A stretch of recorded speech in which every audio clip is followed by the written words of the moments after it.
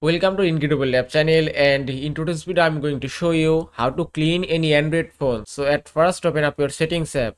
Now from here scroll down and then go to device care option. After that go to storage option. Now from here to clean your phone, at first you have to clear your recycle bin. Then just tap on recycle bin option and you can see in my phone recycle bin is empty. Now if you go back, then go to memory option and give it a moment. Now from here you have to clean your RAM or memory. Just tap on clean now option and you can see that will start cleaning your RAM or memory, and the cleaning is complete.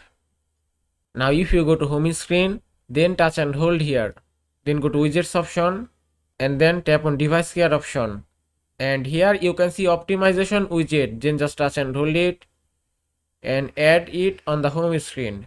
Now by tapping here you can optimize or clean your phone, and you can see it's optimizing now, and you can see your phone has been optimized successfully, and that way you can clean your phone. And that is how you can clean your Android phone. I hope this video was helpful. If it was, please give it a thumbs up and don't forget to subscribe.